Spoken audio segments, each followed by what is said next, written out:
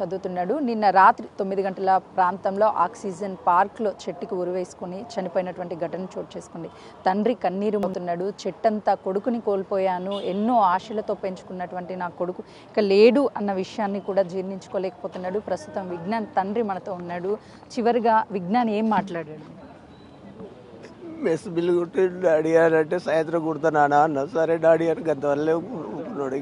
అంత మించి ఎక్కువ మాట్లాడలేదు. విజ్ఞాన్కి ఏమన్నా బాధలు ఉండడం మీతో ఎప్పుడన్నా షేర్ చేశాడా? ఇలాంటి ఇబ్బందులు ఉన్నాయని చెప్పాడా?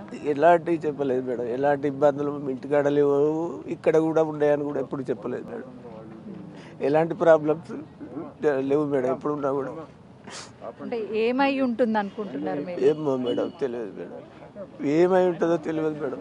మీకు ఎవరి మీద అనుమానం ఉందా? నాకు ఎవరి మీద అనుమానం లేదు మేడం. ఏమని చెప్పేవాడు విజ్ఞాన్? అంటే ఎంతో కష్టపడి మీరు ఇక్కడ బాబుని చదివిస్తున్నారు. ఇక్కడ ఒక ఫీజు టైంలో ఫీజే అడిగేవాడు మేడం. అంతమించి ఏం చెప్పేవాడు కాదు. అంతమించి ఎప్పుడు కూడా ఏం అడిగపోయి. ఎప్పుడు తెలిసింది మీకు విషయం?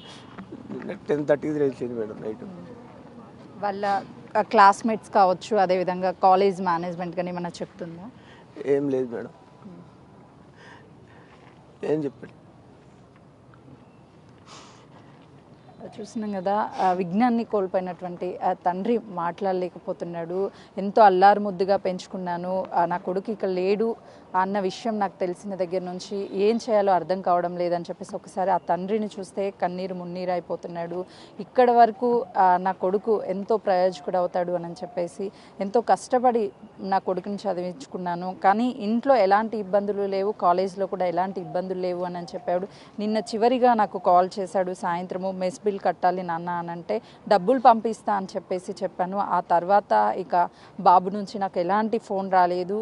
బాబు చనిపోయాడు అని చెప్పేసి అక్కడ నుంచి కాల్ వచ్చింది, వెంటనే నేను ఇక్కడికి వచ్చాను అని చెప్తున్నాడు. ప్రస్తుతానికి విజ్ఞాన్ పోస్ట్ మార్టం కూడా ఏర్పాట్లు చేస్తున్నారు. ఆ తండ్రి